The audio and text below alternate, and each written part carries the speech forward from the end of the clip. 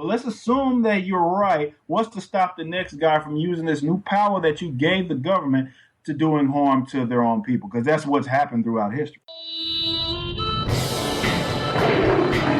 Welcome to the Lions of Liberty podcast. Here is your host, your guide, your shining beacon of liberty, Mark Claire. Howdy doody, folks. Glad to have you back here at the Lions of Liberty podcast, the show where I strive to advance the ideas of liberty through great conversations, whether it's with my fellow Lions of Liberty cohorts or with another great guest, as I have today here in the 193rd episode of this program. And that means, folks, that you can find the show notes featuring everything we discuss in today's show over at lionsofliberty.com/193. Today's show is sponsored by Health Excellence Select, an incredible free market, affordable, legal alternative to your standard Obamacare corporatized insurance. To learn more, head over to lionsofliberty.com/health. My guest today is a singer and rapper with the band Backwards. That's Words with a Z, guys. He is also a pretty darn outspoken libertarian with his own YouTube channel and a flurry of political commentary on Facebook. He is Mr. Eric July. Eric, welcome to Lions of Liberty. Are you ready to roar with me? Yes, sir. I'm very, very excited, man, and thanks for having me. Absolutely, man. And as I mentioned before the show, occasionally I ask our audience over at our private Facebook group, the Lions of Liberty Forum. Anybody listening can join just by plugging that in their Facebook search bar, and we'll let you right in there.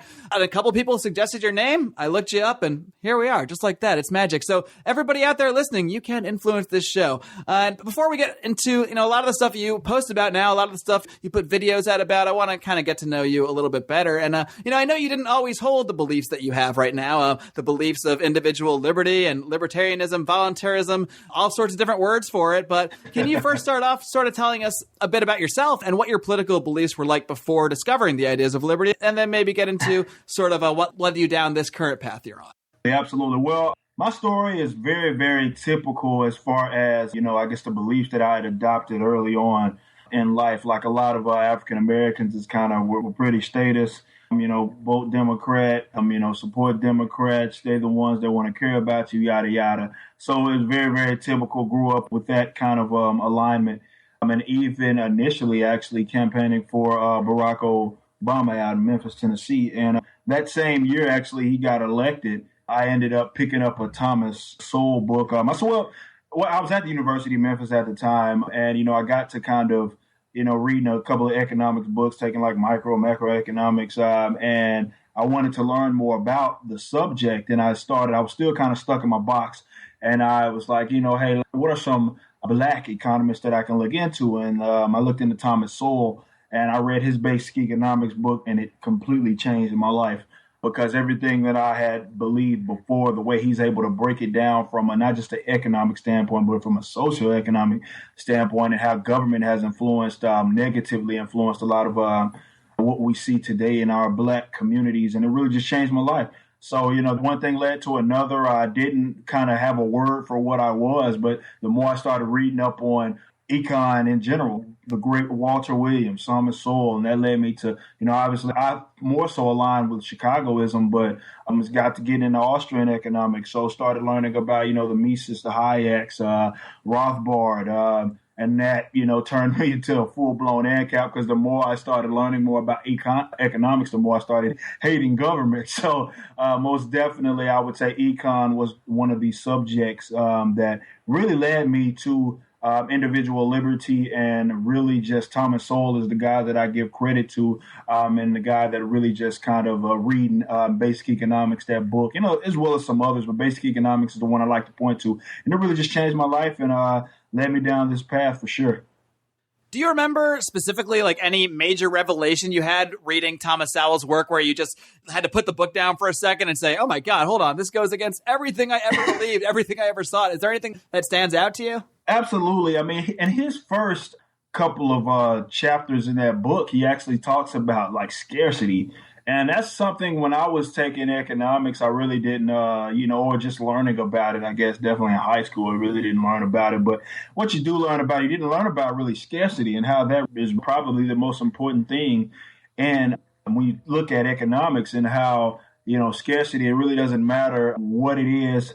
scarcity is always going to exist. There will never be enough resources for everybody. But also in that book, he mentions how, and this is the part where, he starts kind of breaking things down. And he mentions how there are countries that don't have a lot of natural resources, but they do a great job. And that's really what economics is all about, studying the allocation of said resource. And he uses spots like, Venezuela, who has a lot of natural resources, but from an economic standpoint and a standard of living isn't higher than a place like maybe Japan, which doesn't have a lot of, natural resources. So just him breaking that down, it just really got to, it kind of changed my life. And then when you see things that the government's doing, like minimum wage, which is an artificial price on labor, and rather than I used to look at it, and a lot of people, definitely a lot of young folks, they look at it as, all right, well, if we just set the minimum price, everybody's going to be, we're going to boost people into prosperity. But,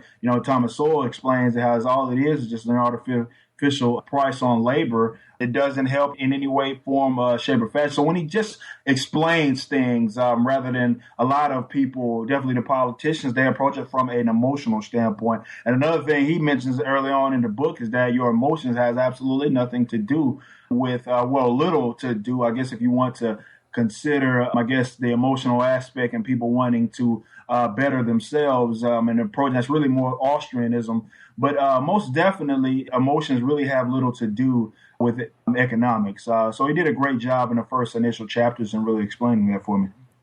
Yeah, emotions have little to do with reality, I guess. And the sad part is, it seems that at least most of the people my age, most of the people I interact with, seem to make their political decisions largely on emotions and not so much on reason or logic or the kind of things we probably should be considering when we're making laws that will eventually result in physical violence on someone if they're all enforced to their fullest degree. And now I know this is kind of a big subject you talk about a lot, because one of your biggest targets out there in your videos, in your social media posts, is Bernie Sanders supporters. So what is it specifically about Bernie Sanders, about his supporters, that kind of irks you, I guess, more so than, say, Hillary supporters or Donald Trump supporters, who I'm sure you have your own thoughts on as well, right. But you aren't nearly as big of a target. Absolutely. I'm pretty open about how Bernie Sanders supporters annoy me more than any other group of supporters. And it's mainly because, I'm a young fella and I'm not too far removed from college, and a lot of people my age, and definitely me being frontman of a metal band,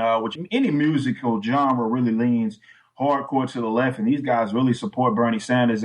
But the way, when he declared and how everything, and I really never saw anybody breaking down, his approaches, proposals rather, from a economic standpoint, from a rational standpoint, from a liberty standpoint. It was all about emotions, and it just really, really, really annoys me. And these guys, what annoys me more than anything, and you just touched on this fact, when anything that the government implements, whether you disagree with it or anything of that nature, you're going to be met with physical force. And these guys, Bernie Sanders supporters, go around kind of making it seem as if they're humanitarians. And it's just so fraught because, again, they advocate for more laws, advocate for expansion of his entire platform is the expansion of government, advocate for more taxation. And again, the minute there's no opt-out forms, of course, the minute you disagree, you will be met with physical force, or, when it comes from a tax standpoint,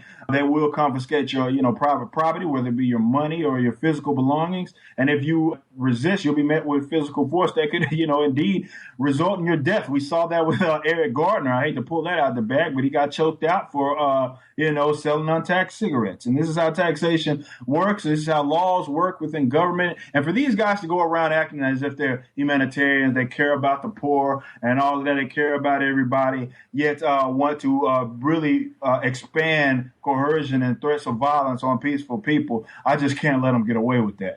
It's interesting you bring up the Eric Garner situation, because in this context, Bernie Sanders actually has a commercial from his campaign referencing the Eric Garner incident as a way to kind of highlight police brutality. And it is something he talks about a lot, is police brutality. But what we kind of ignore there, or what he seems to ignore there, is that these laws, the regulatory environment, the stuff that he promotes a lot, I mean, that's what initiates the violence that goes along with police brutality. If there's no law to enforce, then a lot of the time, I mean, what is there for police to be brutal about? Now, I know for a fact that police often go outside the boundaries of the law, but in this case, they really were just enforcing the law on Eric Garner. Most people just don't want to see it that way, and that's literally what it was. Right. Absolutely. No, that's exactly what it was. I mean, and then you bring up a good point. I mean, without these laws, yes, there are going to be cops that will go out of their way to do things that are, kind of under the table. But again, we look at most of our situations. I would say the overwhelming majority of the situations, definitely when we talk about African American and, criminal justice system, these are whether we think whether it's true or not is irrelevant. But a lot of black activists and then, people like Bernie Sanders as well want to make it seem as if, black people are more subject to get beat up and treated unfairly and by the law. But again, these guys, when we look at pretty much all of these cases, these guys are coming in contact with the law or breaking. Usually, yes, they are victimless, but they're, I guess, breaking laws or coming in contact with the laws. And the more you advocate for expansion of government and more laws, this is more times in which you are going to come in contact, with law enforcers. So again, this is my thing about Bernie Sanders. Even on things that you think he gets it right when he says, all right, this is an issue, his proposals or his solutions are diametrically opposed to fixing them. He thinks he could just, we just give power to the government and that's just going to fix it. And it's like, no, that actually is what caused the issue. Yeah, Eric, and a part of me really wants to like Bernie Sanders for a lot of reasons. The fact that, the Democratic establishment doesn't really want him to win, and I certainly don't like Hillary, and so I'd love to see her go down in flames, in a sense. At the same time, I think a lot of Bernie Sanders supporters might even have legitimate grievances with the system, even if they can't really necessarily pinpoint what those grievances are. And I think to many people, he's sort of seen as the embodiment, kind of the flip side of Donald Trump. He's even if they haven't thought out his solutions too well, he seems to be the embodiment of the left's anger at I guess, their party, at the system, when they see themselves in a ton of student debt, when people see themselves getting out of college, when they were told, hey, all you got to do is go to college, get a job, you'll be good to go. And they realize that's just not how the system is set up. So, I mean, do you think there is any legitimacy to why someone would become a Bernie Sanders supporter, I guess? Well, yes, absolutely. There's legitimacy. I mean, they see a lot of problems, whether it be with, I guess, income inequality, which, again, I don't think that's a problem nearly to any kind of degree, but most definitely they do. You look at, I guess they think corporations influencing I guess government, things like that. These are things that I guess you can say they're legitimate. But again, the solution that they propose is they just get it wrong. And then there are other subject matters in which these Bernie Sanders supporters do get it completely wrong when they talk about things like income inequality and all of these trigger words that they mean absolutely nothing, and pay equity for women. And it's things that have never been achieved in any human affair. There's no human affair throughout the history of history in which every demographic, every ethnicity, every body was equally represented and they were treated fairly. There's no deal that has ever existed, no situation that you can point to throughout history that's ever existed in that matter. But these are things they are pushing for, and they will want to use, again, the initiation and the, I guess it's really extortion, coercion on peaceful people to accomplish this. So even when I see things that, yeah, they get it right, it's like, well, you're talking about initiating violence on people. Ultimately, you really don't have the moral high ground at all. So when you get it right, you get it wrong. So you think really, while their emotion might be in the right place, like we discussed, emotion only gets you so far. It only gets you to an emotional state. But when it actually comes to the addressing the actual problems as it is, they just aren't. They're going in a kind of a completely wrong direction, which is kind of how I see the Trump supporters. I mean, I understand a lot of the anger and a lot of the stuff that Donald Trump is playing on. But if you actually break down his position, then you go, well, this sounds even worse in so many ways. So it's really hard for someone rational to partake in the current political debate. I'm very guilty of doing it because we do a weekly roundtable where we watch these things and dissect them, or at least try to poke a little fun at them as well. But another point about Bernie Sanders supporters, because he talks about this a lot, and it kind of plays into what we're talking about here. He brings up private prisons a lot, and he brings up the perverse incentives with having these private prisons that, they're incentivized to lobby the government, lobby state governments for more prisoners, which, of course, they need more strict enforcement of drug laws to get. And I think there's some legitimacy to that. But at the same time, in that conversation, Bernie never gets to, so therefore, end the war on drugs. He never ends the statement with that. And to me, that's the obvious way to go, because even if you take away the private prisons and replace them with, what some states have where it's all a quote unquote public system, you still got people lobbying. You still got judges lobbying. You still got prosecutors lobbying. You still got police lobbies that need those prisons filled for the same exact reasons that those private prisons need them filled. Absolutely. I mean, again, that's the thing that annoys me so much, because you hear him talking and he'll be going one way and then he just goes completely on the deep end and gets it completely wrong. And this is really the difference between a guy like Bernie Sanders and a guy like Ron Paul, who even in a lot of cases, they might see eye to eye as far as what the problem is. But as far as, I guess, fixing it, Ron Paul is more so, hey, we need to get the government out of the way, legalize, whether it be legalizing drugs to end the drug war, whether it be, abolishing of income tax to put money back in the hands of people. These are things that, and again, when you look at some of the issues, I guess you can speak towards, they might see eye to eye, but with the solutions, they're just completely on the opposite ends. And this is where Bernie Sanders gets it wrong. And the way I like to explain it to people is, when you government is the monopoly of violence, it's the monopoly on force. And when you empower this entity, which really is illegitimate when you think about it, because they have nothing but a bunch of delegated individuals that have rights that other individuals just simply don't have. But when you empower these guys, even if you say, all right, well, let's assume that Bernie Sanders gets what he wants and he, $15 minimum wage and free health care, free college. All right, well, you got the government stronger. Obviously, when you look at healthcare, they're going to be, if they're the ones that are going to be fronting this bill for everybody, they're going to be the ones making the rules for it. So what is to stop the next person coming in, next group of people from coming in and using that power that maybe, let's assume that he uses it for good, which again, from an economic standpoint, it makes no sense. It's not how it's going to work. But let's assume that his fantasy land economics is going to work. And let's say it works as he wants it to. And, costs of everybody's standard of living rises with the raising of minimum wage and the free health care and all of this. What is to stop the next group of individuals that have these delegated rights from using this to do bad? And this is what happens throughout history, in which the person before sets precedents, and maybe the government never had this rule before, or they never had this, I guess, right, which again, it's all illegitimate, but they never had this power to do said deal. And the next guy comes on and he uses that same power that he once had,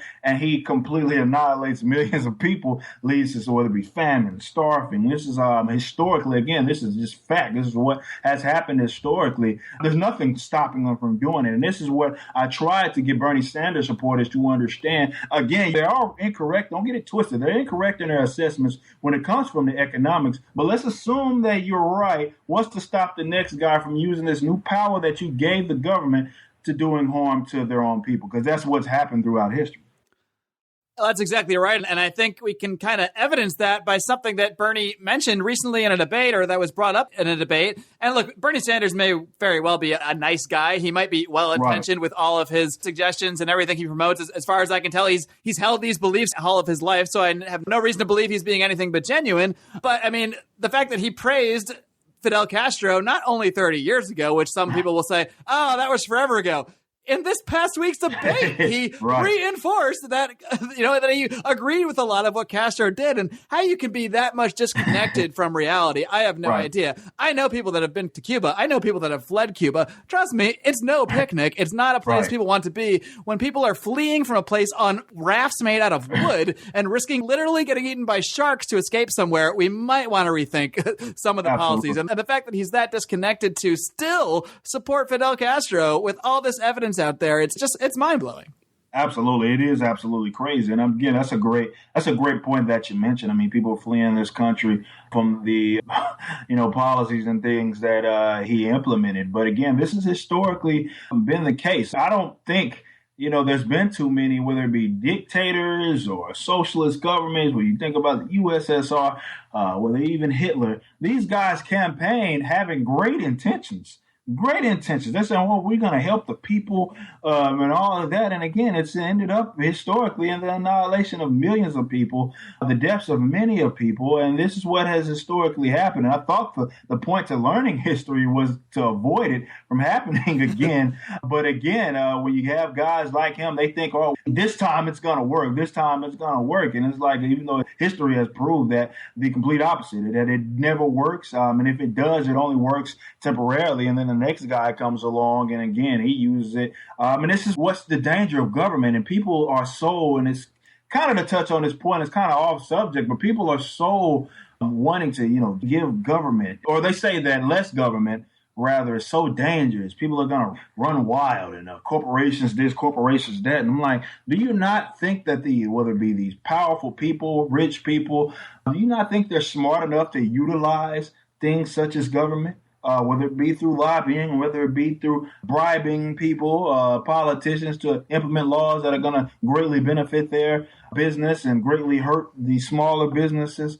I guess they think that, government or corporations aren't smart enough to, and honestly, because they're where they're at. And there's so many studies done on how the economic powerhouses are the ones that truly influence people's vote. Really doesn't matter. Really, the economic powerhouses are the ones that economic elites is what they call them, are the ones that influence public policy. So why would you want to expand the entity that literally allows them to really kind of artificially orchestrate their growth? It's beyond me, and I really don't think that a lot of people think that critically about subject matters as such.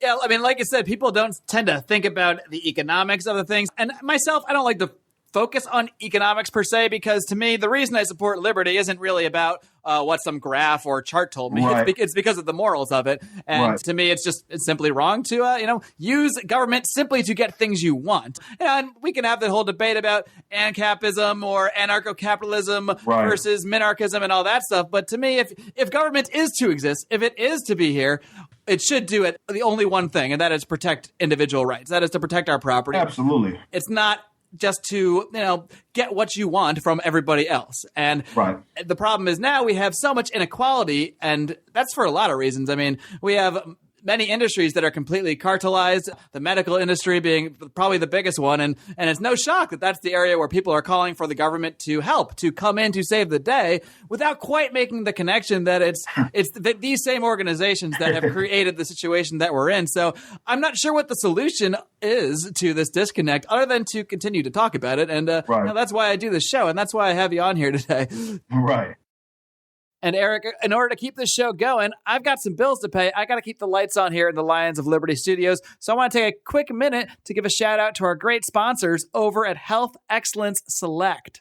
Now, I don't know about you guys, but I purchased my own health insurance. So personally, I was hit by some serious sticker shock after the implementation of Obamacare. My deductible more than doubled, my premium shot through the roof, and I'm just sitting here thinking, what am I actually getting for this? I'm a healthy guy. I don't go to the doctor. I really hadn't even been to a doctor for any major medical problem in years and years and years. So why would I spend hundreds and hundreds of dollars a month and then have to spend $6,000 or $8,000 in deductibles before I even see a dime of coverage for my healthcare? It just didn't add up. And it doesn't add up. It doesn't add up for most of us. But luckily, there is an alternative out there now. It's an alternative known as health sharing. And health sharing is simply awesome.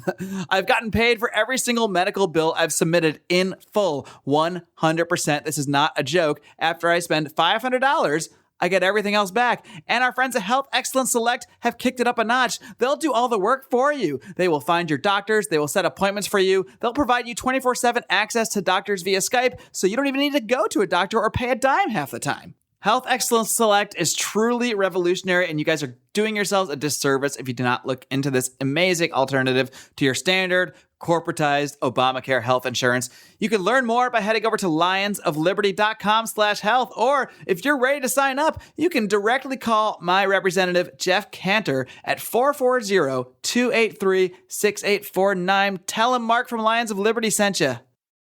Now, Eric, I just want to play a little kind of hypothetical here. And, this is a conversation that's been going on a lot with people in our Facebook group and, some of my fellow Lions of Liberty cohorts. And the fact is, the reality of life is that in 2016, one of a few people is going to be president. It's probably going to be Donald Trump or Hillary Clinton, maybe Bernie Sanders, maybe Ted Cruz.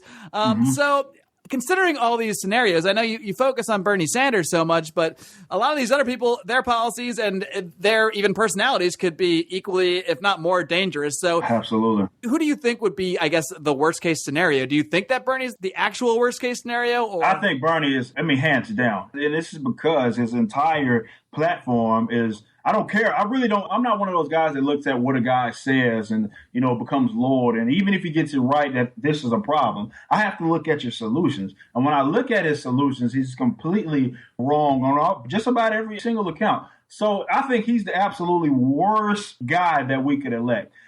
Is that because it would sort of give, I guess, popular legitimacy to his ideas? Even if he might have trouble accomplishing a lot of them politically, he'd be able to point and say, well, I have the support of the American people. That's what they want. This is what we should do. Absolutely. That and alongside, again, once these start, let's say he is successful in doing one or two of those things, I do not want government claim a monopoly on healthcare. I think that is the worst thing that could happen. I mean, they're already probably 75% there, but I don't want that. You know what I mean? So, but again, you have to look at other presidents or presidential candidates. And it's funny that the supporters of these two guys, whether it be Donald Trump and Bernie Sanders, they're at each other's neck all the time. But a lot of them share literally the same exact beliefs. Right. Trump's just a lot more, arrogant and loud, about saying it. But when you look at things such as, a universal health care, Trump's on record saying everybody's going to be taken care of. So it's literally the same thing. When you look at their approach to like trade, both of them hate China, and they're always talking about, they take jobs and people are sending jobs overseas because of their lax labor laws and all of this, and they're stealing American jobs. These are policies in which they literally have he wants to build a wall, but also, Bernie Sanders called open borders one of those things. What do you call it? A Koch brothers scheme. And he was like, yeah, people would like for people to come over here and work for next to nothing. And when you think, again, that sounds like something that Donald Trump would say, but that's what Bernie's saying. So you look at a lot of these issues, they see literally eye to eye, and there's not that much different. So when I think the worst, and I hate to say this, but I do, and I'm not saying this just because I'm from Texas, but I am by in no means fond of Ted Cruz. But I think that, from the four that we have to choose from, I think that he would be the best, worst guy, right. Because all of them, in my honest opinion, suck. But I'm not one of those guys to say, your status, they all suck equally. No, that is not the case. I believe that these guys have different intentions, and even the supporters of these guys have different intentions. The supporter of a guy like Ted Cruz has different intentions from those of a guy like Bernie Sanders, a supporter of Bernie Sanders.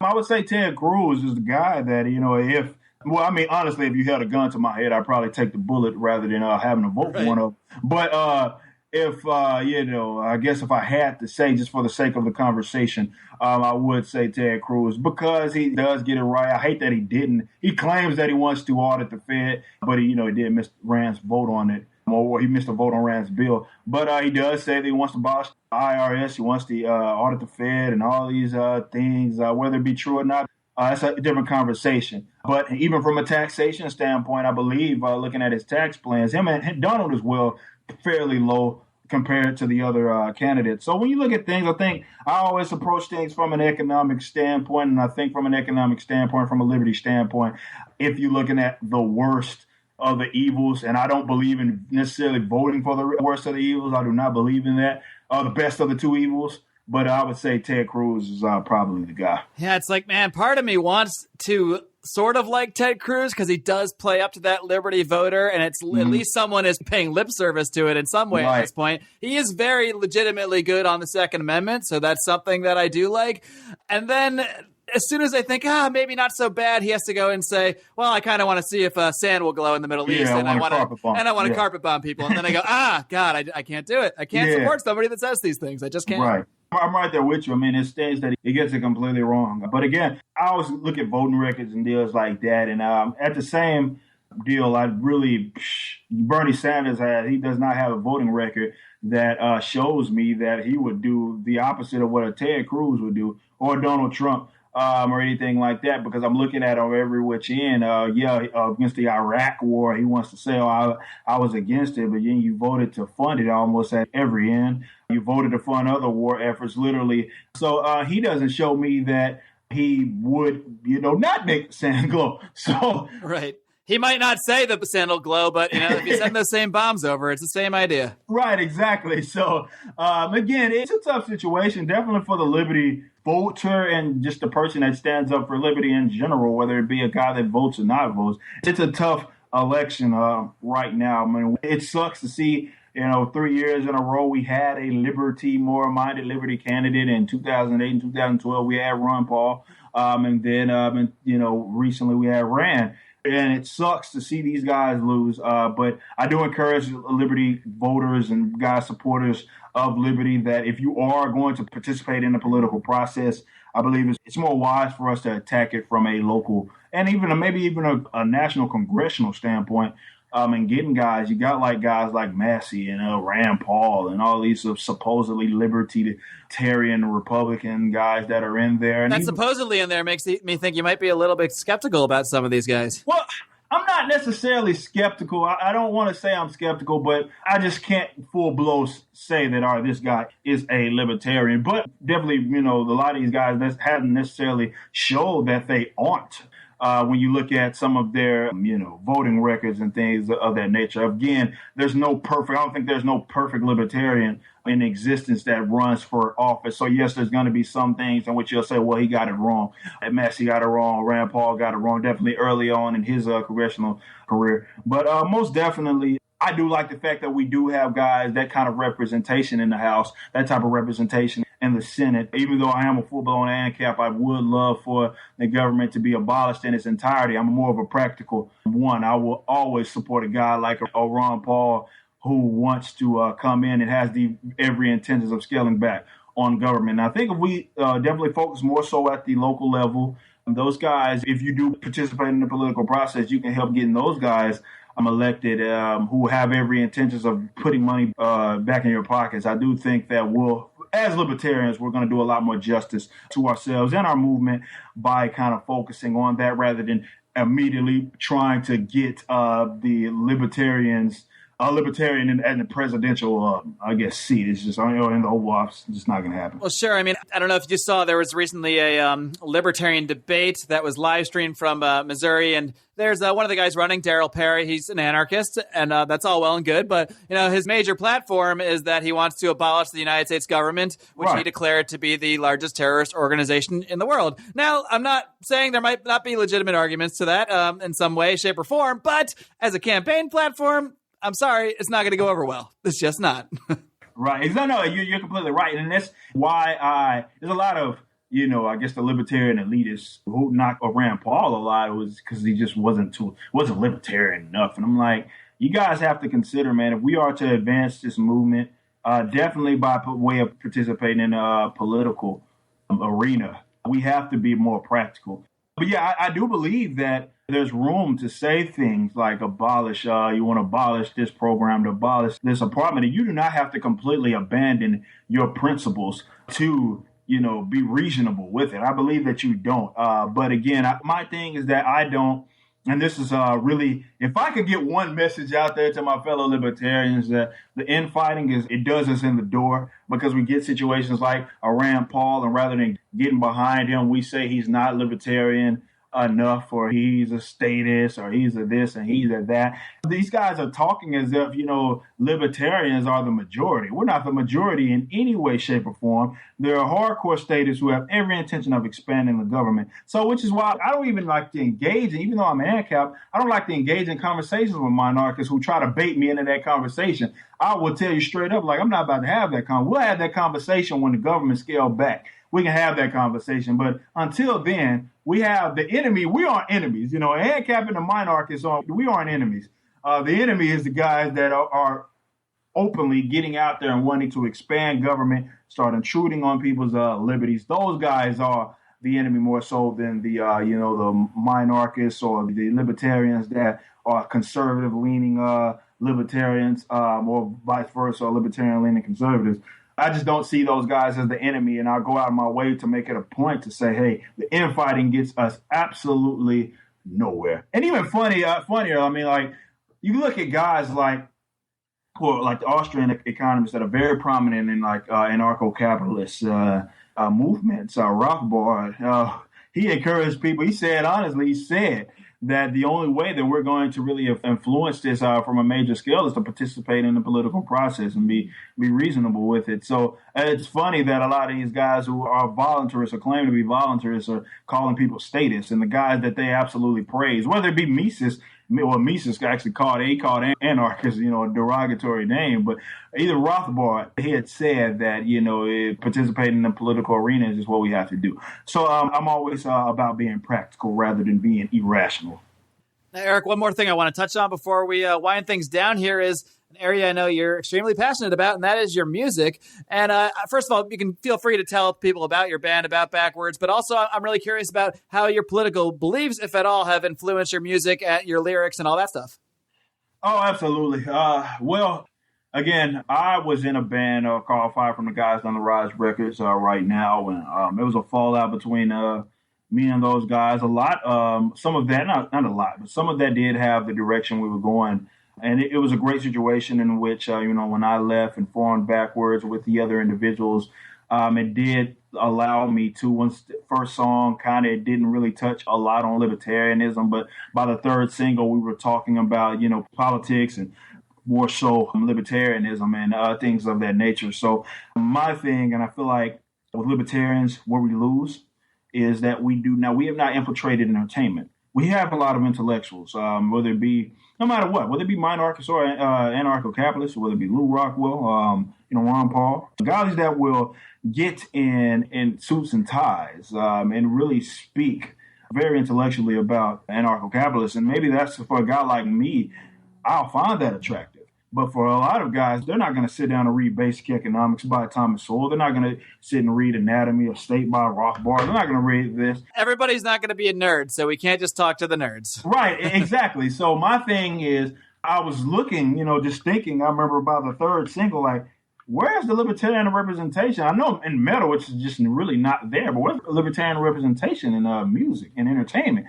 And which is really just not there. I mean, we have a couple of guys that sprout up, but we really don't have any representation. So I feel like almost obligated to use this craft that I have in making music to, basically spread the, kind of the liberty movement. So what you hear in the lyrics is absolutely no different than what I would say in a video, in a vlog, or during an interview with Fox News or The Blaze or anything like that. Just packaged in a different way. Yeah, exactly. So my deal, we do have a song that'll be coming out. I'm very, very excited for. I think it's going to be huge for our movement, which it features a huge vocalist. I don't want to quite spill the beans quite yet. And it's full blown. It's no sugarcoat, no metaphors. It's libertarianism to the core. And I'm very excited to get this stuff out. So that's my thing. I do feel obligated. And it's because I feel like if we can, that's what the left did very well, in which they infiltrated entertainment. And this is why you see a lot of young people leaning left, is because they are so heavily influenced by entertainment, and their entertainers are your hardcore left-leaning statists. So I feel a sense of obligation to use the craft that God gave me to really spread this movement, not just doing vlogs, not just doing interviews, not just doing podcasts, but also within my music. All right. Well, yeah, I mean, if the media is brainwashing people and we recognize that, there's two responses we can have. We can scream about it and create memes about it and pat each other on the back, or we can try to become that media and try to influence them as well. And I'm glad that you are taking that tack to it. Eric, before I let you go, feel free to plug anything else you got going on. Let other people know how they can find you on social media, find your YouTube channel, find out more about Backwards, and anything else you want to plug. Well, again, Backwards, we're on everything. Twitter, Backwards Music, I believe it's the Twitter. I believe that's also the Facebook. Backwards, that's BACKWORDZ Music, which is the Facebook. So we're pretty much everywhere. YouTube, we have several music videos there. You can find me at Eric D. July. That's usually my tag for everything. My public Facebook is facebook.com/Eric July Text. So you can follow me and hear some of the commentary and things like that. So we're everywhere. I encourage you guys to go check it out. Not necessarily just for myself, but really it's all about spreading this movement of liberty. And I'm doing it in every way we can. I really encourage. I love what you're doing. I love what everybody's out there doing. If you have a craft of any sort, I encourage, whether it be drawing, I don't care, music, commentating. If you have you're a great public speaker, no matter what your craft is, if you are liberty minded, I do encourage you to try to utilize it, because we can honestly use all the help we can get. Well, Eric July, those are great words to end on. So thanks for coming on the show. I really do appreciate getting to know you a little bit better, and keep on roaring, man. I appreciate you, brother. Have me on at any time. Thanks, man. Take care. Too. All right, guys, I hope you enjoyed my discussion today with Mr. Eric July. Clearly a very outspoken guy, and that's clearly why a lot of my listeners out there recommended that I get him on the show. He's got a following developing on YouTube, both through his music as well as through his commentary. And I think in order to really influence people, we have to, well, first we got to get our ideas straight. That's step one. That's why I focus on this show. But hopefully once we get our ideas a little more straight, then we can start infiltrating the media in many different ways, whether it's through podcasts like I'm doing, whether through it's with lyrics in your work like Eric is doing with his group Backwards. So please do check out Backwards. I've checked out some of their stuff and it's pretty darn cool. Now, guys, I mentioned earlier how Eric got on the show, and that's because every once in a while, I like to ask my listeners for suggestions for future guests, because I do this show for you. I can sit around in my house all day by myself and think about the ideas of liberty and talk to my friends on our email chains. That's where my liberty ideas used to be confined to. But now we're trying to expand this conversation and get other people involved. That's why we've got a podcast. That's why we've got lionsofliberty.com. Be sure to come and visit. And that's why we also now have the Lions of Liberty Forum. It's our private Facebook group. Totally free to get in. We just want to have an area where we can all come in and discuss these issues without worrying about what Grandpa or Grandma might see on our Facebook. If Grandma and Grandpa are on Facebook, maybe not everybody's are. Mine aren't, but whatever. Point being, it's a place where you can interact with us, other past guests of the show, a lot of my Lions of Liberty cohorts, a lot of the guys you've heard on our weekly roundtables, or I'm calling them weekly because they have been lately. They won't necessarily always be weekly, but we're keeping them going for now as long as there continue to be more debates, more news in politics, and more stuff that gives us a reason to sit around and chat. So if you want to join the conversation, do head over to our private group, the Lions of Liberty Forum. Just type that in your little search bar on Facebook, and we'll get you right in there to join the conversation. We, of course, are going to have another roundtable this coming Monday. But before that, don't forget, if you subscribe to your Lions of Liberty feed, you also get John Odermatt's weekly look at the broken criminal justice system known as Felony Friday. A new episode every single Friday. So you gotta subscribe to Lions of Liberty, whether it's on iTunes, whether it's on Stitcher Radio, because you don't want to miss anything. We're pumping out 3 shows a week, guys. There's a lot going on here.